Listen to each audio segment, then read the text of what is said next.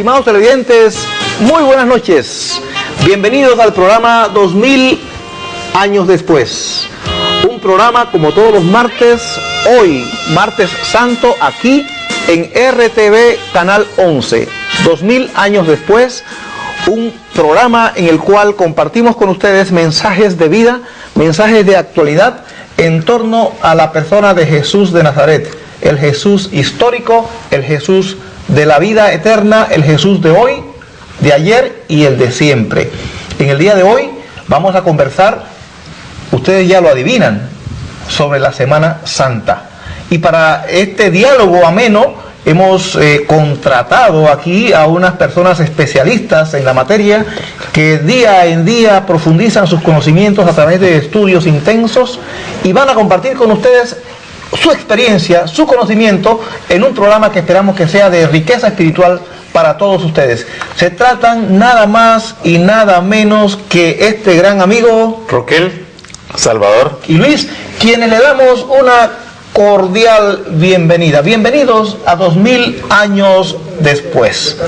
Salvador, bienvenido después de una temporada que has estado fuera, y vas a decir que porque no se te ha invitado. No, es que he estado muy ocupado en Radio María, así es que no he tenido tiempo de estar por acá con ustedes. Muy bien. Muy bien. Bienvenido entonces al programa 2000 años después. Roquel, ¿cómo has estado? Bien. Algunas personas se acercaron para preguntarnos que ya teníamos ausencia durante notoria y que pensaban que el programa iba a salir del aire. Y entonces yo les dije que bueno, que en vez de llamarme a mí, deberían llamar al canal y preguntarle por qué el programa no estaba saliendo al aire, porque la verdad es que yo tengo entendido que hubieron algunos programas especiales, y entonces pero aprovecho la oportunidad para mandarle saludos a esas personas que amablemente se acercaron a mí y me preguntaron por el programa. Sí, porque hay que reconocer que en efecto en el desarrollo de un programa de esta naturaleza no se pueden anticipar todos los acontecimientos. Hay acontecimientos que coinciden pues con los martes en los cuales desarrollamos este programa, y el canal tiene que cumplir con sus compromisos, por los cuales pues les agradecemos a los televidentes la inquietud, el cuidado que se toman de comunicarnos pues su preocupación, pero que comprendan también pues que es propio de esta industria que a veces se den o no se den ciertos programas, y este no es la excepción. Sin embargo, agradecemos a los televidentes la inquietud y el habernos hecho conocer a través del correo electrónico o personalmente pues esta opinión. Roquel, hoy estamos celebrando un día de Semana Santa, ¿verdad? Estamos en el martes santo. ¿Podrías decirnos con esa elocuencia habitual que el Espíritu Santo te regala y de la cual pues tú eres tan sereno, no te inmutas cuando uno te dice estas cosas, así te quedas tan impertérrito? ¿Podrías decirnos qué es la Semana Santa? Bueno, mira, primeramente la Semana Santa o Semana Mayor, muchas personas generalmente la empiezan a contar a partir del Domingo de Ramos y la cuentan hasta el Domingo de Resurrección, cuando nuestro Señor Jesucristo resucita. Conmemoramos la celebración de la pasión y muerte y resurrección de nuestro Señor Jesucristo, acontecimientos que se dan vívidamente ya a partir de el Domingo de Ramos, Jueves Santo, que es la Cena del Señor, el Viernes Santo, cuando nuestro Señor Jesucristo es crucificado, y el domingo en la mañana, cuando cantamos Aleluya, que el Señor resucitó. Entonces, eso es lo que es la Semana Mayor.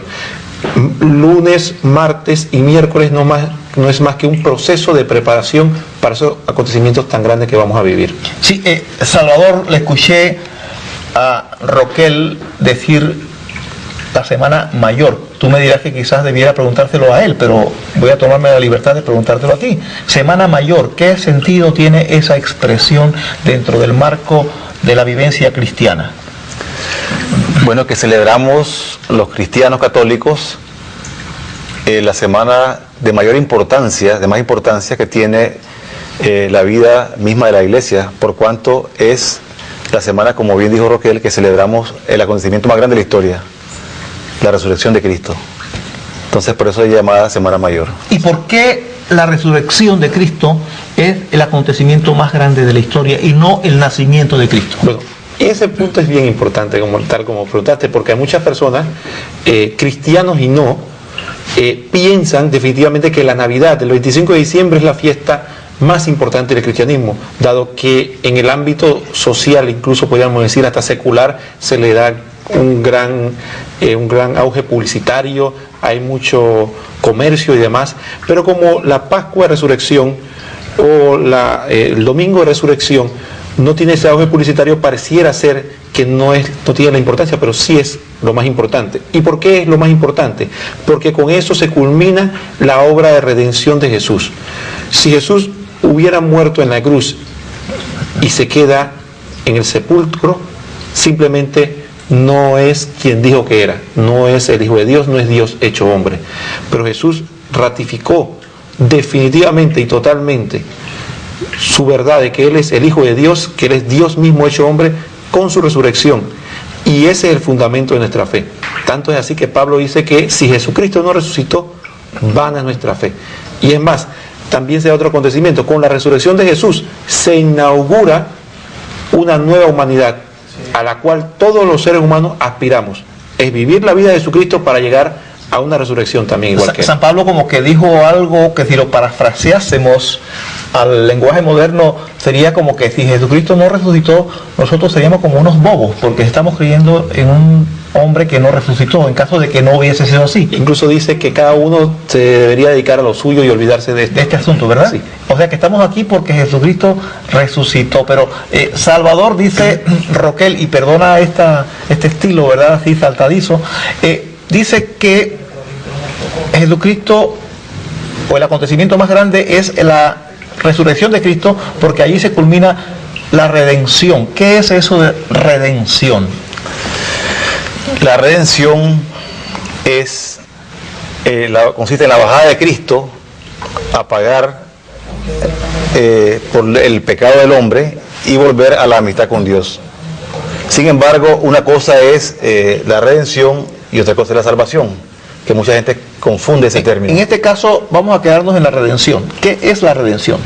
El pago que debía el hombre por el pecado ante Dios. Cristo viene y paga por nosotros ese precio y entonces estamos redimidos por Cristo. O sea que el hombre le debía algo a Dios, Roquel. Sí, alguien definitivamente, y eso para explicarlo podemos decirlo rapidito, la ofensa se mide en función de a quién se le imprime. Por ejemplo, un niñito le pega un golpe a un amiguito de colegio, eso es una ofensa.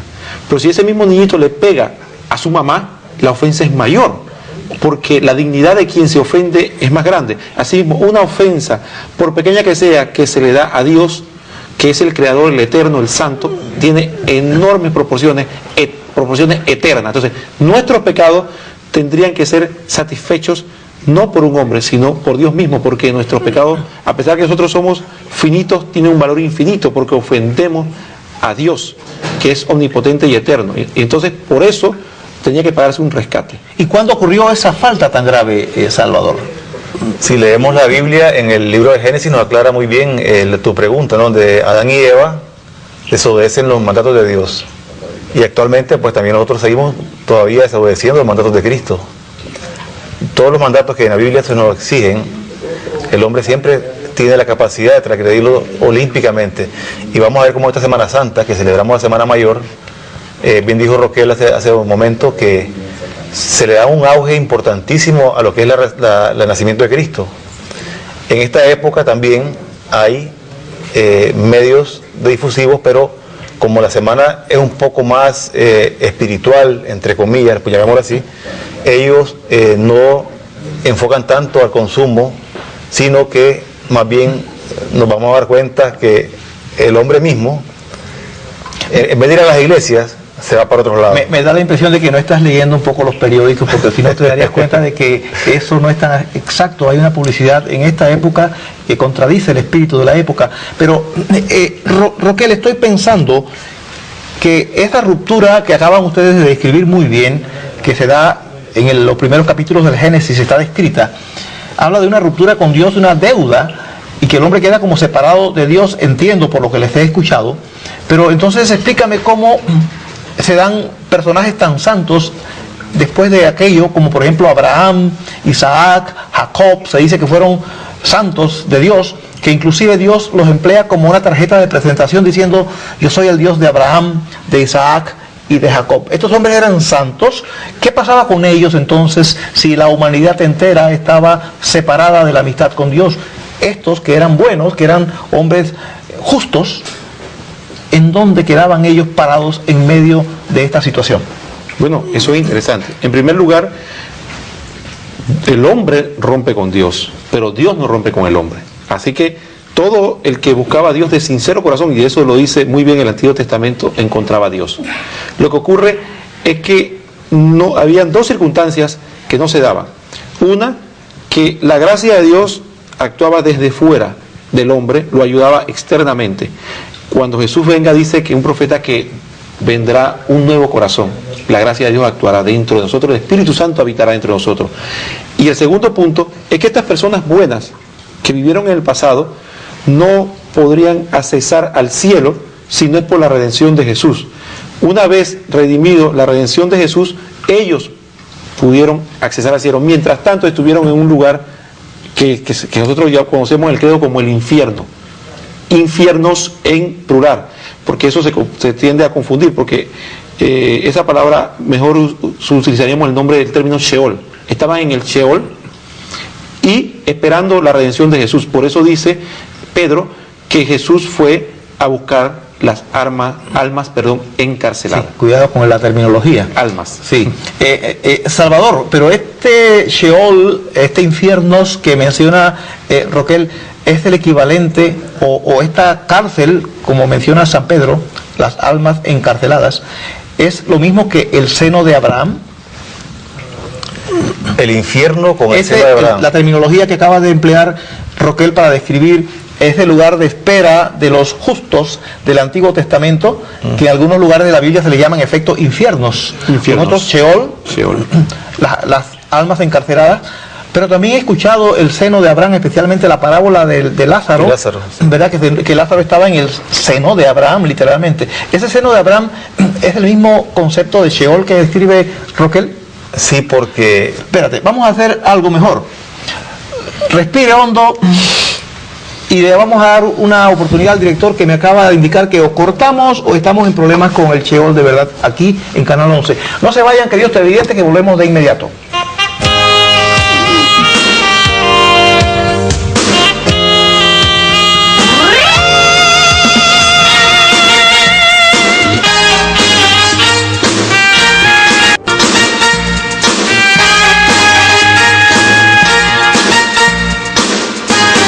Aquí estamos de vuelta, queridos televidentes, en el segundo segmento del programa de hoy, 2000 años después, esta noche con el tema de la Semana Santa. Como ustedes habrán podido apreciar desde sus hogares, esta noche tenemos una escenografía de gala. Cada martes la escenografía está más de gala que nunca. Hoy, por ejemplo, aquí a mi espalda estoy escuchando pues los sonidos como de un manantial que baja de las montañas. Me siento allá como si estuviese pues en las faldas del volcán Barú, donde se escuchan pues los sonidos de esos riachuelos, o allá en algunas de esas comunidades campesinas donde por las mañanas pues los riachuelos y los pajarillos cantando, se siente uno muy a gusto, y con una mesa que tiene forma de sol. Aquí estamos como muy confortables, ¿verdad? Como si estuviésemos ya en la casa de los señores San Martín, que vamos a estar compartiendo con ellos, Dios mediante, en unos 15 días. Esto me da la impresión, Salvador. Eso es un adelanto, parece ya, Luis. Así es, el hermoso,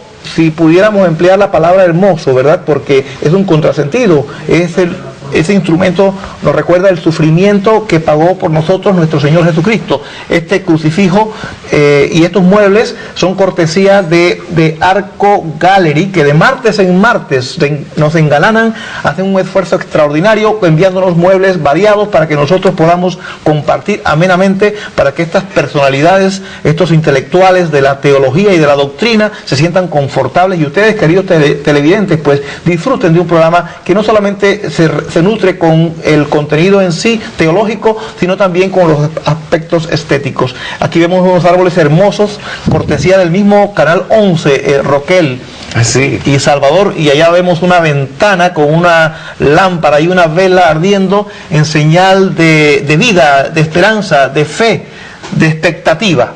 Este ambiente es producto, pues, de, como les decía, del canal RTV, Canal 11, de nuestra querida productora y sus apoyos profesionales, sus grandes colaboradores profesionales del canal, y de Arco Gallery, que está en la vía Porras, cerca de la calle 50, cuyo teléfono es el 226-9055. Allí están esperándole para complacerle con diversas combinaciones. En estos días una persona llegó allí anunciándose de parte del canal, se llevó una fuente para su casa de campo y otros muebles, está feliz, todo el mundo le pregunta que dónde compró esos muebles tan bonitos, tan hermosos y a tremendos buenos precios. Pero la librería San Pablo, Salvador, en el Boulevard El Dorado, es algo impresionante. Es una librería donde usted encuentra de todo tipo de libros, desde los más sencillos, como son los que yo acostumbro a leer ahí, fáciles de leer, o los más elevados, que son acá los que estos amigos pues se nutren. En estos días, Roquel, me encontré una persona que me dijo que él, para encontrarse contigo y con Felipe, él va a la librería San Pablo, porque sabe que se los encuentra periódicamente allí, y eso pues no lo sabía, así que ya lo hemos conocido gracias. La librería San Pablo en el Boulevard El Dorado, allí le van a atender con toda cordialidad, todos allí están risueños, por supuesto, contentos, allí no hay una sola persona que no esté risueña, feliz de recibirle. Están el padre Andrés Monroy, el padre Alirio Cepeda, ¿cómo que se llama? Y si hubiese algo, la madre espiritual, la señora Nina, que es una señora joven, pero anciana en espiritualidad, está muy risueña y dispuesta a atenderles, que no se vaya nadie con una queja o una inconformidad. Ella se encarga de todo aquello. ¿No es cierto, Roquel? Por supuesto. Y es importante, Luis, acotar de que la librería San Pablo también encuentran en todas las gamas del conocimiento, no solo, muchas personas pensarán que encontrarán Biblia y catecismo y punto, pero ahí encontrarán libros sobre educación, sobre cultura, sobre virtudes morales, cómo educar a los hijos, etcétera. Es una gran gama, aparte de que existen muchos artículos hermosos para decorar. Música también tiene. Y libros ortodoxos, sobre todo. Si hubiese alguno que no fuera muy ortodoxo, hablen con el padre Monroy, que enseguida pone las cosas en su lugar. Pero queremos recordarles, queridos televidentes, 232-8100, la central telefónica de RTV Canal 11. En este momento estamos en condiciones de que sus llamadas salgan al aire y puedan ustedes preguntarle a estas personalidades que se han preparado para este tema de esta noche las preguntas que ustedes tengan a bien hacer. 232-8100. Y las 8 primeras personas que llamen, y dejen su nombre y su número de cédula para poder confrontarlos en la librería San Pablo, recibirán un libro que se llama 100 fórmulas para alcanzar el éxito. 100 fórmulas para alcanzar el éxito. Yo apenas estoy por la número 2. No sé ustedes, ¿verdad? Pero ahí en ese libro hay 100 fórmulas para alcanzar el éxito. ¿Cuántas te sabes tú, Roquel? Yo apenas me sé 3. 3, bueno, ya sabes más que yo, y ni le pregunto aquí a Salvador, porque por el rostro él va como por la número 15. Sí.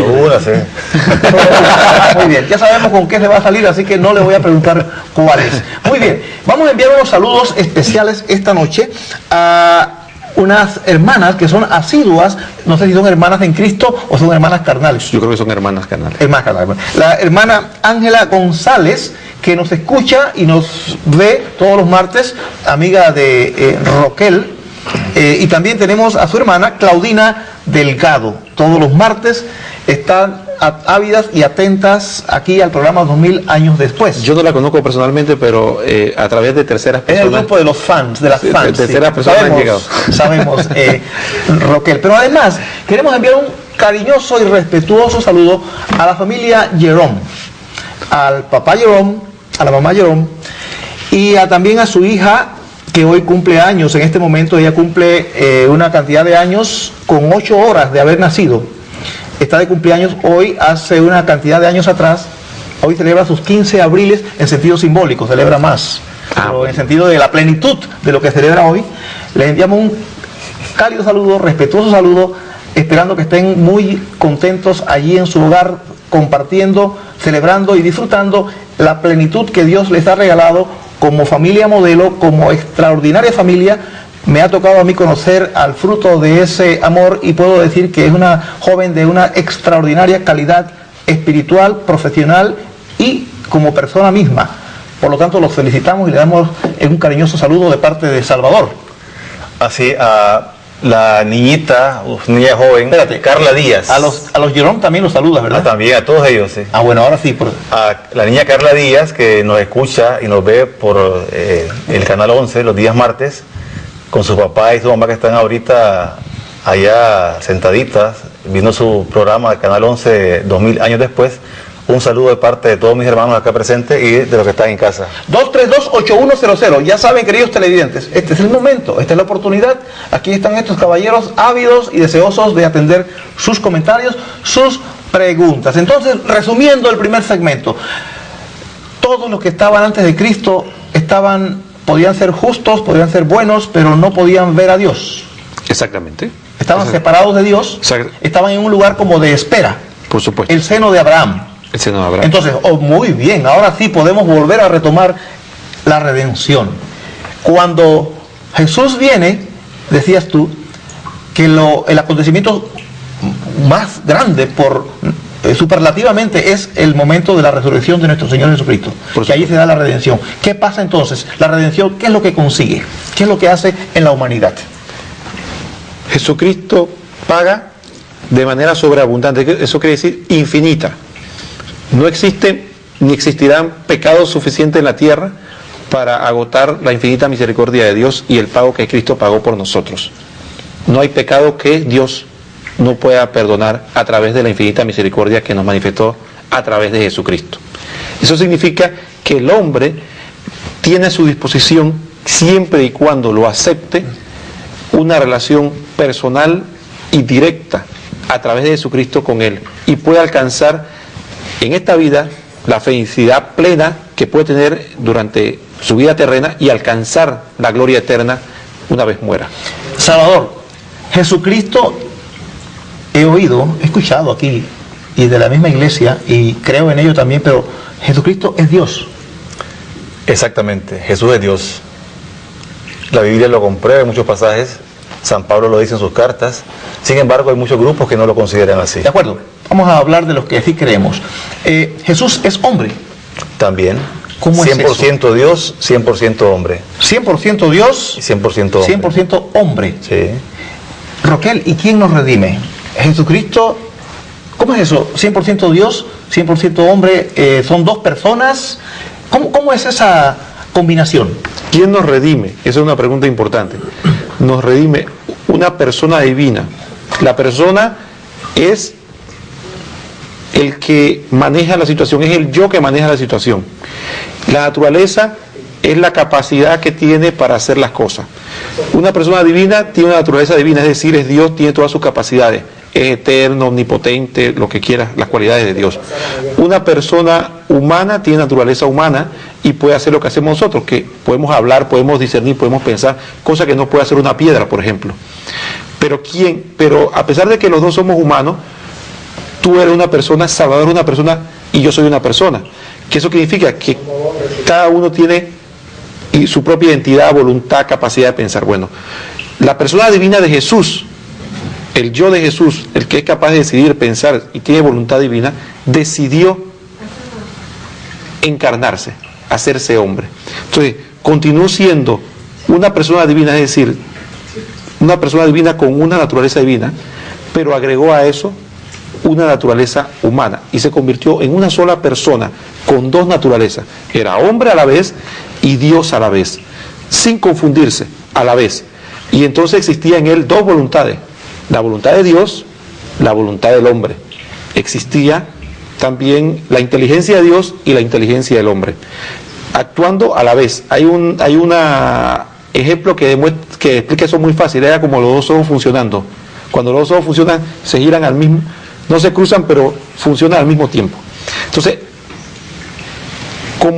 así que verdaderamente Jesús era miembro de la raza de Adán, era un hombre con todo, igual a nosotros. Dice la Biblia que era igual a nosotros en todo, excepto en el pecado. Y como Dios era igual o es igual a todo, en Dios absolutamente en todo, excepto que es otra persona. ¿Cómo no, Roquel? Pero tenemos a otra persona, pero que nos está llamando. Vamos a darle la oportunidad al televidente o a la televidente. Por favor, adelante. Sí, muy buenas noches. Buenas noches, adelante. Una de las inquietudes que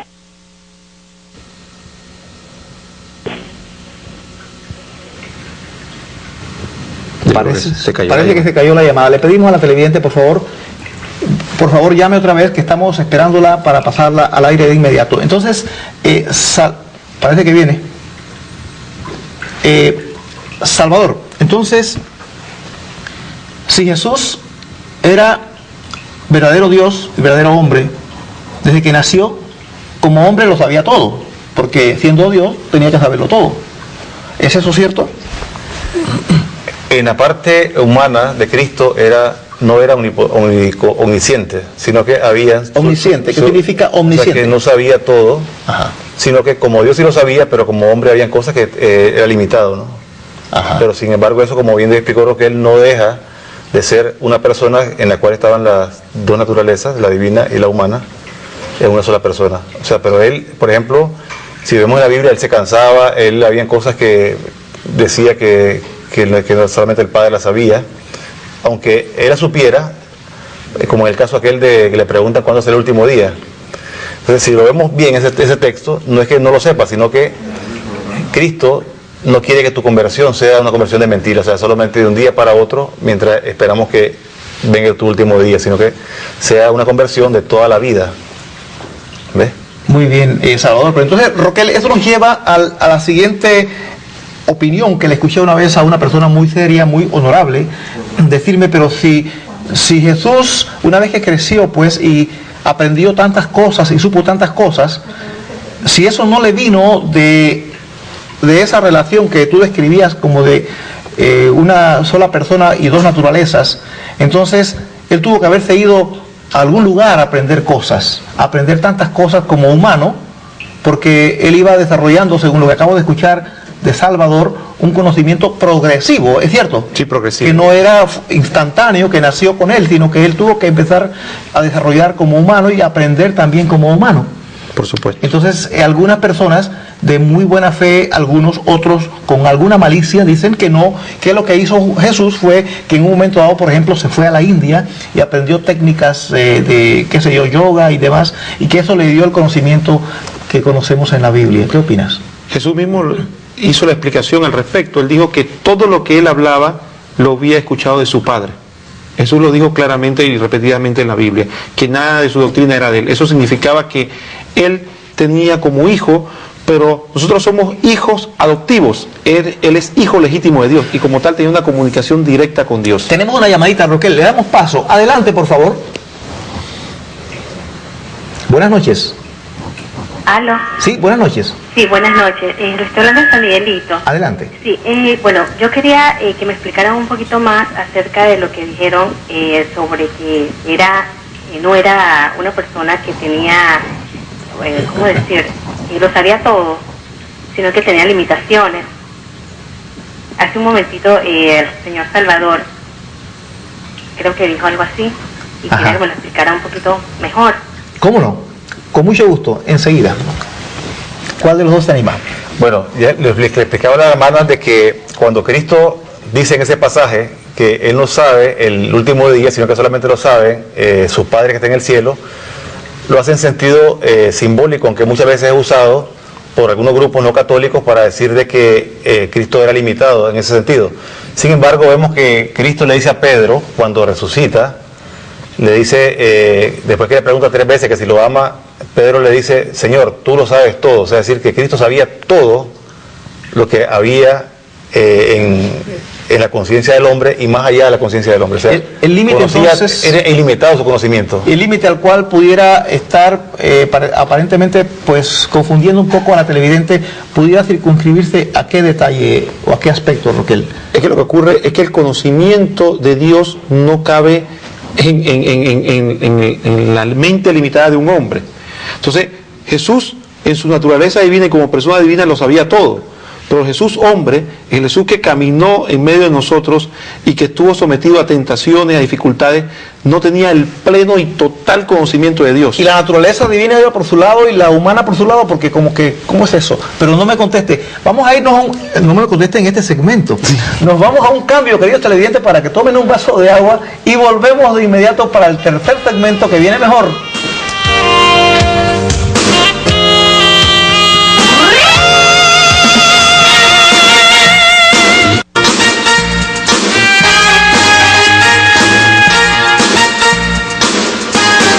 Aquí estamos, queridos televidentes, en el tercer segmento del programa de hoy, la Semana Santa. Estamos hablando sobre la persona de Jesús para poder entonces llegar a lo que es el acontecimiento de la muerte y resurrección de nuestro Señor Jesucristo. Tenemos una llamada y le damos paso de inmediato. Buenas noches, adelante. Sí, buenas noches, caballeros. Muy bueno el programa, los felicito. Mire, le habla un católico cristiano. Mi pregunta, yo tengo una incógnita, la cual en algunas veces me han hecho la misma pregunta y yo no he podido responder. A ver, para eso ustedes me pueden responder esta incógnita, y es la siguiente.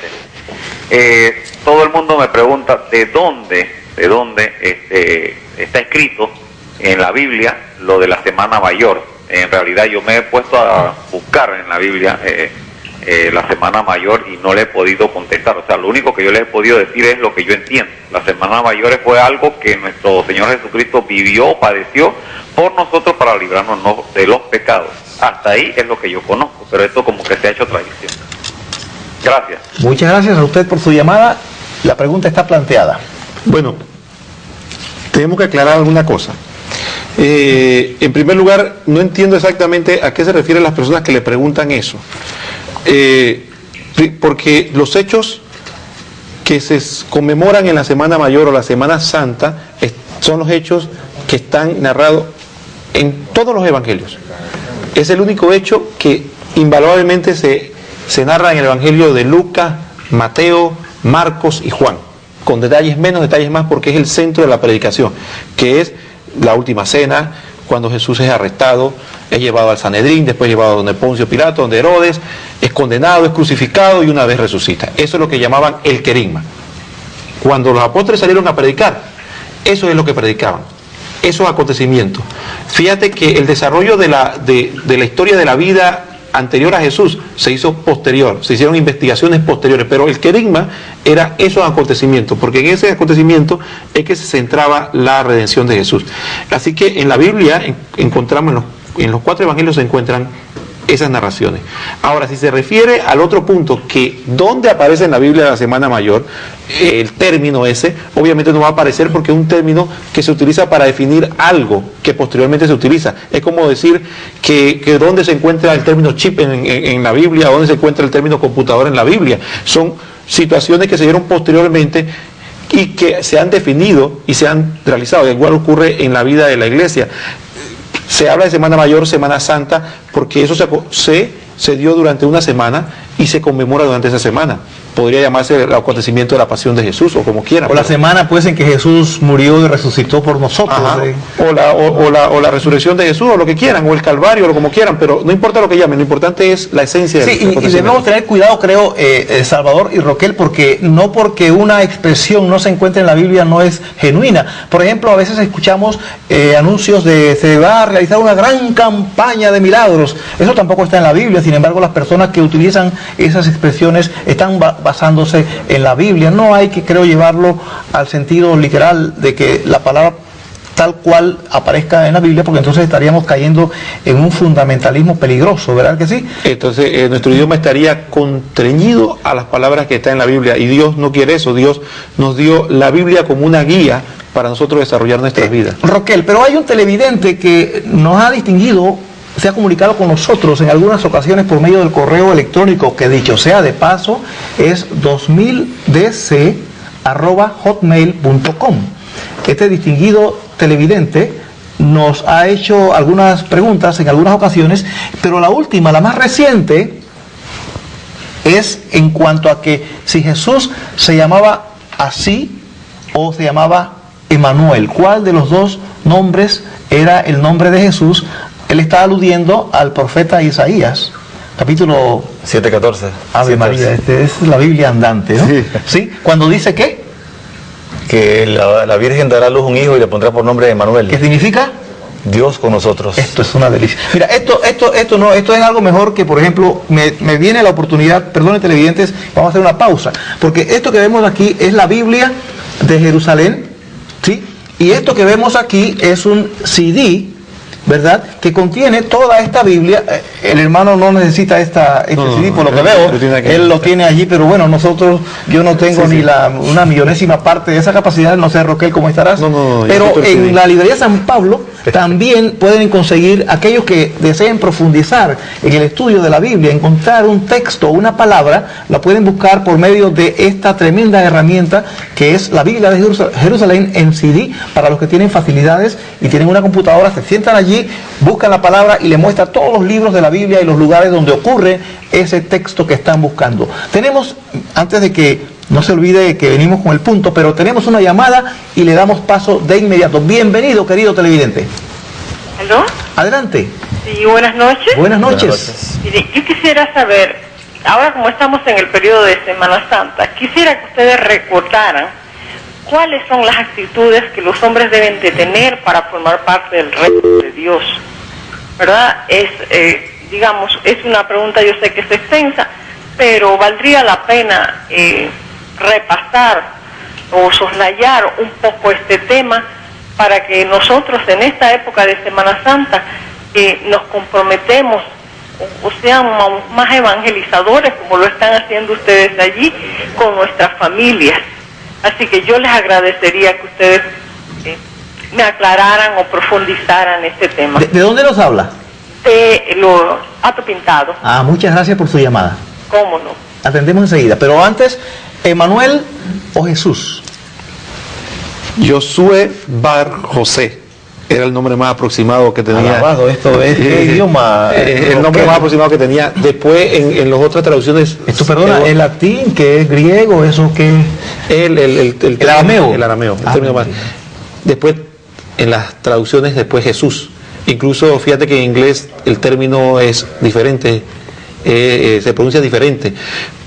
Y el nombre ese es Jesús. Ese es el nombre que está sobre todo nombre. ¿Y por qué no Emanuel? ¿Qué significa que Isaías dice que se llamará Emanuel y no se le llama Emanuel? Es que a Jesús, disculpa. En la profecía que se le da a la Virgen María, aplicada a María, significa que Dios va a bajar a estar con el hombre. O sea, que es lo que estamos hablando el día de hoy. Que la reacción se viene de que Cristo, Dios baja al hombre. María, me confundí más. Ya Jesús, Emanuel y Cristo. Pero tenemos una llamada. Le damos paso y volvemos con el tema. Adelante. Buenas noches, muy interesante el programa. Mire, para participar, en primer lugar, alguien preguntó allí sobre en qué parte de la Biblia decía la Semana Mayor. Sí. Es como muchas veces también nuestros hermanos separados dicen dónde se encuentra en la Biblia la palabra infierno. Lo que pasa es que si tenemos bien claro que si tuviéramos que hay que bajar el televisor, sí. Perdone, querida televidente, ¿podría por favor bajar el volumen de su televisor, que estamos escuchando un eco, que como un silbido, producto? Hermano, sí. Digo allí que dónde estaba en la Biblia, que alguien le preguntaba que dónde estaba en la Biblia la palabra Semana Mayor, sí, refiriéndose a la Semana Santa. Es como si también muchos de los hermanos separados dicen que no dónde se encuentra en la Biblia la palabra infierno. Tenemos que recordar, para ayudar un poquito al programa, que en la Biblia, si todo estuviera escrito, en realidad no hubiera cabido todo lo que se sabía de la vida de Jesucristo. Nos quedan 15 segundos. Podemos entrar en esos detallitos. Bueno, mi pregunta específicamente es la siguiente. Dice que Jesús, Jesucristo, pues que es verdadero Dios, verdadero hombre. Pero yo tengo entendido que al estar en el seno desde la eternidad y que Dios hizo el universo por la palabra, y la palabra era el mismo Jesucristo. Se nos cayó la llamada aparentemente, no pudimos entender cuál era la pregunta. Le agradecemos a los televidentes si nos ayudan, siendo breves, nos hace la pregunta y con mucho gusto le atendemos su participación. No le podemos, le agradecemos que no se extiendan mucho, porque entonces pues se nos va la idea, el punto central, y no podemos compartir y disfrutar su participación. Estábamos hablando que dijiste que Jesús también es Cristo. ¿Cómo que es Jesús, es Cristo o es Emanuel? ¿Qué significa eso de Cristo? Cristo significa ungido. En este caso, como Dios que era y como Rey, es un ungido de Dios y es el que baja. Dios mismo, como te dije, baja a hacerse hombre para nuestra redención. Es como un título entonces. En la profecía, como te decía, de Isaías, por eso es el nombre de Emmanuel, que significa Dios con nosotros. O sea, Dios baja al hombre. Y ahora quiero que él nos explique, como lo hace él magistralmente, el nombre de Jesús. El nombre de Jesús. La Biblia lo dice claramente, dice que pondrá por nombre Jesús porque él salvará a su pueblo de los pecados. Entonces el nombre de Jesús es el que realmente, legalmente, le es impuesto, y el que por el que nosotros conocemos y lo nombramos. Ahora, eso no agota que se le llame diferente, se le llama el León de Judá y se le llama de diferentes formas, pero el nombre oficial es Jesucristo. Muy rápidamente, porque aun cuando estamos en el tercer segmento, el cuarto va a ser muy veloz y queremos tocar un poquito lo que la televidente nos sugirió, cuál debe ser la postura correcta en esta época y siempre, porque no es solamente en una época. Judas cumplió, según los evangelios, lo que estaba escrito. ¿Cuál de los dos? Judas Iscariote. Gracias. Gracias, Roquel. Judas el que traicionó al maestro. Ajá. Porque del otro no dice que hizo nada que estuviera escrito. Bueno, Judas que lo traicionó igual que nosotros lo hemos traicionado. Judas el que lo traicionó. Dice la Biblia que hizo lo que hizo para cumplir lo que estaba escrito. Algunas personas de muy buena fe, de muy buena calidad humana, me han dicho que Judas no tuvo culpa porque él simplemente estaba cumpliendo lo que se le había predestinado que hiciese. La predestinación no existe. Si la predestinación existiera, entonces no hubiera culpables. Todos fuéramos inocentes porque todos estamos actuando en un gran teatro en el que somos títeres. Nuestra fe dice que nosotros tenemos libre albedrío para elegir. Entonces, lo que se manifiesta en la Escritura y lo que Jesús manifiesta en la última cena cuando le habla, no es más que el conocimiento que él tenía de lo que iba a ocurrir. Pero Judas voluntariamente traicionó al maestro, pero el pecado de Judas no está en traicionar al maestro. La gente piensa, Judas le pasó eso por traicionar al maestro. Si fuera así, todos estuviéramos en la misma circunstancia, porque todos lo hemos traicionado. Yo quisiera que alguien tirara la primera piedra y dijera, yo no he traicionado a Jesús.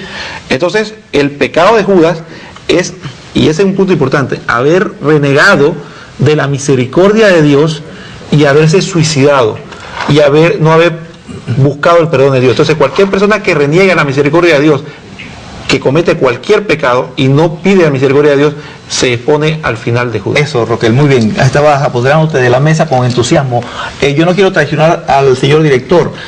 Tenemos una llamada, vamos a escuchar la pregunta del o de la televidente y la respuesta la damos después del segmento que viene. Querido televidente o querida televidente, adelante. Sí, buenas noches. Buenas noches, ¿de dónde nos llama? De Calzada Larga y Libre. Bienvenida. Mire, yo no estoy muy clara con lo que se dice del Día de la Encarnación. Supuestamente ayer fue el Día de la Encarnación. ¿Qué dice la Iglesia sobre ese día? Gracias. Muchas gracias. Le contestamos en el cuarto segmento porque ahora tenemos que hacer una pausa. Pónganse confortables, tómense un poquito de agua y volvemos de inmediato. No se vayan.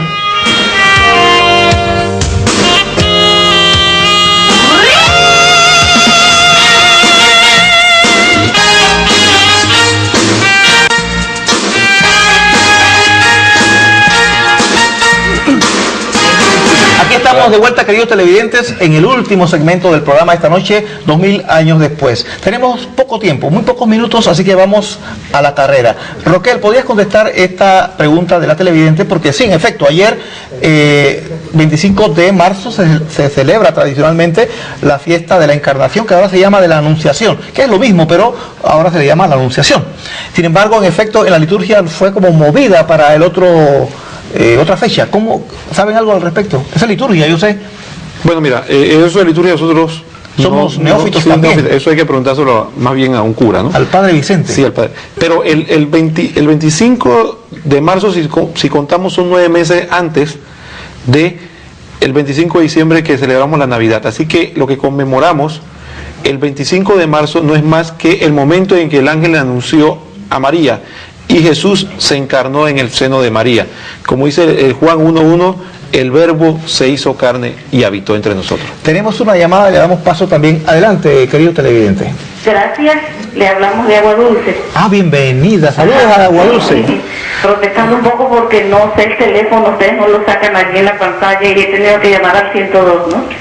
Ok, mire, es una preguntita que está relacionada realmente con el tema, aunque no lo están tratando directamente. Por favor, acláreme en qué pasaje bíblico está cuando nace el mal, cuando Dios, el Padre, expulsa a Satanás, a sus demonios. En realidad, yo leo la Biblia a diario, pero no la he encontrado. Por favor, me ayuden en ese sentido. Muchas gracias.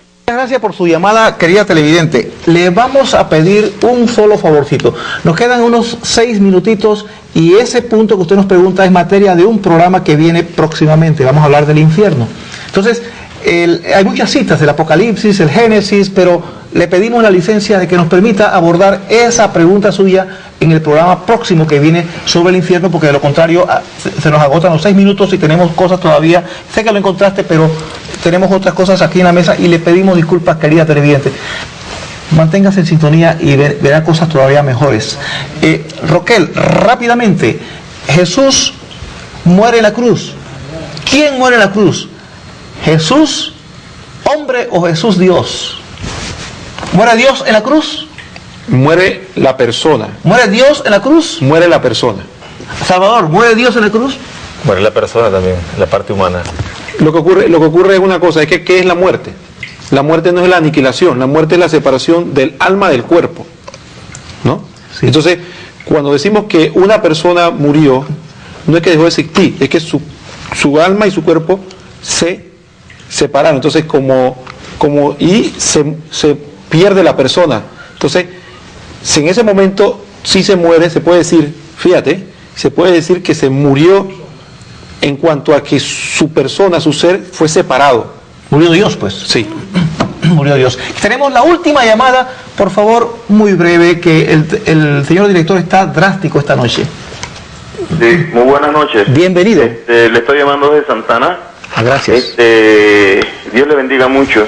Mire, yo quisiera saber si realmente la Semana Mayor o Semana Santa es en esta fecha, y si es esta fecha es la Pascua o la Pascua es en diciembre. Muy buena pregunta. Al gracias. A ver, ¿la Pascua es ahora o la Pascua es en diciembre? La Pascua es ahora que se celebra. Entonces, Solamente al comienzo del programa explicamos que la Pascua principal para el cristiano es la Pascua de resurrección, no la Pascua que acostumbramos a celebrar para diciembre, que es el nacimiento de Cristo, ¿no? Es diferente. ¿Y por qué se dice felices Pascuas allá en diciembre? Bueno, eso tal vez no está totalmente erróneo. Lo que pasa es que porque Pascua quiere decir el paso del Señor. Entonces en Navidad pasa el Señor y en la resurrección también pasa el Señor. Lo que ocurre es que para hacer como una aclaración de que la Pascua más bien se refería a la celebración judía en el que coinciden los acontecimientos de la muerte y resurrección de nuestro Señor. Entonces se hace esa distinción, Navidad y Pascua de resurrección. El otro punto también brevemente es que la pregunta de la señora es que yo creo que es importante que nosotros tomemos como única referencia durante toda esta Semana Mayor, única referencia a Jesucristo. Buscar una relación personal y directa a través de toda la vivencia de la Semana Santa con Jesucristo. Un ejemplo de relación directa y personal con Cristo que una persona que esté escuchando o viendo quiera poner en práctica de inmediato. Una, que no sea etérea, aterrizando. Asistir a un retiro espiritual en esta época de Semana Santa. Pero en esta época hay retiros espirituales, sí, las iglesias están... Generalmente se dan algunos retiros en ciertas parroquias, se dan en toda la época cuaresmal e incluso se da también creo que para estos días de Semana Santa. Otro ejemplo, Roquel, práctico, concreto, con los pies en la tierra. Participar y vivir la celebración, no participar como ¿Cuál celebración? Todas. La misa las misas, las procesiones, el Via Crucis, todos los acontecimientos que nos recuerdan la vida de Jesús. Y antes de eso, prepararse con oración y asistir y vivir, tratar de involucrarse en la situación. Lavar los pies que Jesús hizo con los apóstoles. ¿Cómo podemos llevar ese ejemplo a la casa? Concretamente, con la esposa, el esposo con la esposa. Bueno, sirviéndola, ayudándola, convirtiéndose en alguien que la apoya, no en alguien que la subyuga. Eso es un ejemplo típico. Fregándole los platos, ayudándole en los oficios. Pero no fregándole la paciencia. No fregándole la paciencia. Fregándole los platos. ¿Y lavándole los pies? También. ¿Se podría? Por supuesto. Se puso rojo. Se puso rojo. Queridos televidentes, Jesucristo murió, sufrió y padeció por nosotros, por salvarnos. Cada gota de sangre de Jesús, cada gota de sudor, cada dolor que experimentó, lo hizo por usted y por nosotros, por cada uno de nosotros, con su nombre y con su apellido. El Señor hizo todo lo que pudo por nosotros, por amor. Ahora le toca a usted corresponder a ese sacrificio tan doloroso que hizo nuestro Señor Jesucristo por nosotros. Pagó con su vida y pagó con creces, sin ya casi sangre. La dio toda por nosotros, como una oveja que se lleva al matadero. La salvación es gratuita, pero si no respondemos a ella, entonces tendremos muchas cosas que lamentar. Es tan profundo lo que hizo nuestro Señor Jesucristo por nosotros, que una doctora de la iglesia escribió el siguiente soneto, que pido disculpas a los que ya lo saben, porque es muy conocido, pero que para mí es como si lo escuchara la primera vez cada vez que lo recito, que dice: no me mueve, mi Dios, para quererte el cielo que me tienes prometido, ni me mueve el infierno tan temido para dejar por eso de ofenderte. Tú me mueves, Señor, muéveme el verte clavado en esa cruz y escarnecido, muéveme el ver tu cuerpo tan herido, muéveme tus afrentas y tu muerte. Muéveme, en fin, tu amor en tal manera que aunque no hubiera cielo yo te amara, y aunque no hubiera infierno te temiera. No me tienes que dar porque te quiera, porque aunque lo que espero no esperara, lo mismo que te quiero, te quisiera. Sus amigos Roquel, Salvador y Luis, les deseamos que pasen una semana santa. Siempre alegres. Santa primero, muy santa, y ahora Alegres. siempre alegres en el Señor.